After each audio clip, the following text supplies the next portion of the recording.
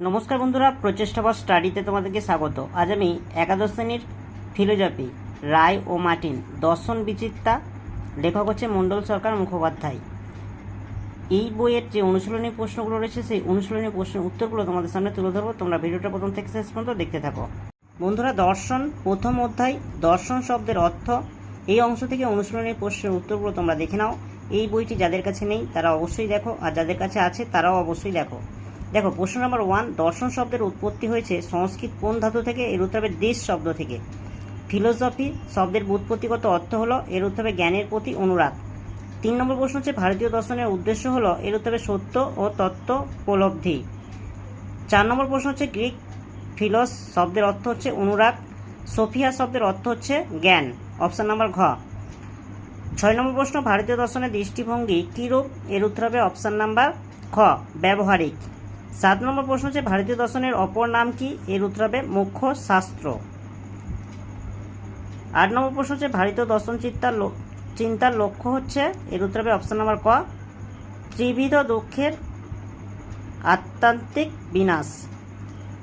Next, ত্রিবিধ দুঃখ হলো, এর উত্তর হবে আধ্যাত্মিক, আদিভৌতিক, আদিদৈবিক দুঃখ। 10 নম্বর প্রশ্ন হচ্ছে ভারতীয় দর্শনের মূল উৎস কি? এর উত্তর হবে বেদ। যারা বেদে বিশ্বাস করেন তাদের বলা হয়, এর উত্তর হবে অপশান নাম্বার ক, বৈদিক। বেদের অপর নাম শ্রুতি। ভারতীয় দর্শন বিচারমূলক। 14 নম্বর প্রশ্ন ভারতীয় দর্শনের ঋত বলতে বোঝানো হয়েছে বিশ্বজগতের এক শাশ্বত নৈতিক নিয়মকে।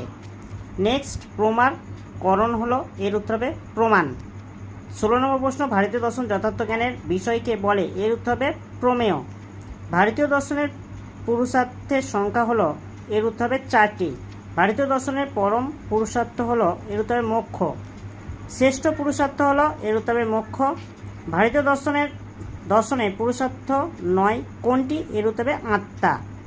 বন্ধুরা, এবার শূন্যস্থান পূরণ করো। এই প্রশ্নের উত্তরগুলো তোমরা দেখে নাও। প্রশ্ন 1, ড্যাশ ধাতু ও ড্যাশ প্রত্যয় যোগ করে দর্শন শব্দের উৎপত্তি হয়েছে? এর উত্তর হবে দৃশ ও অনট। 2 নম্বর প্রশ্ন হচ্ছে পরম সত্যকে উপলব্ধি করাই হলো দর্শনের প্রকৃত অর্থ। ভারতীয় দর্শন হলো ড্যাশ ও ড্যাশের সমন্বয়। এর উত্তর হবে অপশান নাম্বার খ, চর্চা ও চর্যা। নেক্সট হচ্ছে ড্যাশ ভারতীয় দর্শনের অন্যতম বৈশিষ্ট্য? এর উত্তর হবে সত্যের প্রতি একনিষ্ঠ হওয়া। জ্ঞান লাভের পদ্ধতিকে বলা হয় ড্যাশ, এর উত্তর হবে প্রমাণ। ভারতীয় দর্শনের সর্বশ্রেষ্ঠ পুরুষার্থ হলো ড্যাশ, এর উত্তর হবে মোক্ষ। এবার তালিকা 1 এর সঙ্গে তালিকা 2 মেলাতে হবে, দেখে নাও।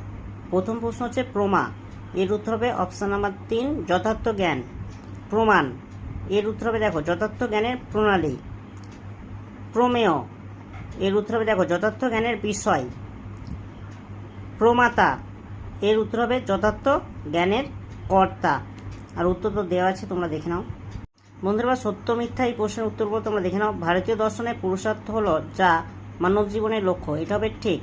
ভারতীয় দর্শন ধর্ম বলতে বোঝানো হয়েছে ঈশ্বর আরাধনাকে, এর উত্তর হবে ভুল। ভারতীয় দর্শনে মোক্ষ হলো গৌণ পুরুষার্থ, এর উত্তর হবে ভুল। পুরুষার্থের সংখ্যা মোট 5টি, এর উত্তর হবে ভুল। বন্ধুরা, এবার বিবৃতি ও কারণটা দেখে নাও। অনেকে মনে করেন ভারতীয় দর্শন হলো হিন্দু দর্শন, এটা কিন্তু সত্য। হিন্দু বলতে বোঝায় যারা ভারতবর্ষে বসবাস করে, এটা কিন্তু মিথ্যা। সুতরাং অপশান হবে গ, সত্য কিন্তু আর হচ্ছে মিথ্যা। এ সত্য কিন্তু আর হচ্ছে মিথ্যা। বন্ধুরা, এবার নেক্সট দেখো, ভারতীয় দর্শন আলোচনার স্তরের সঠিক ক্রমটি হলো পূর্বপক্ষ, খণ্ডন, উত্তরপক্ষ ও সিদ্ধান্ত। এটি সঠিকভাবেই সাজানো আছে। দেখো অপশান হচ্ছে, উত্তর হবে অপশান নাম্বার খ। বন্ধুরা, দর্শন শব্দের অর্থ অনুশীলনী প্রশ্নের উত্তরগুলো তোমাদের সামনে তুলে ধরলাম। এই প্রশ্নের উত্তরগুলো অবশ্য করে দেওয়া আছে, তবুও আমি তোমাদের সামনে তুলে ধরলাম। বইটি যাদের কাছে নেই তারা অবশ্যই ভিডিওটা দেখবে, আর যাদের কাছে আছে তারাও দেখবে। আর প্রশ্নগুলো ভালো লাগবে একটা লাইক করো, চ্যানেলটি সাবস্ক্রাইব করবে, আর বন্ধুদের মধ্যে ভিডিওটা একটু শেয়ার করে দিও।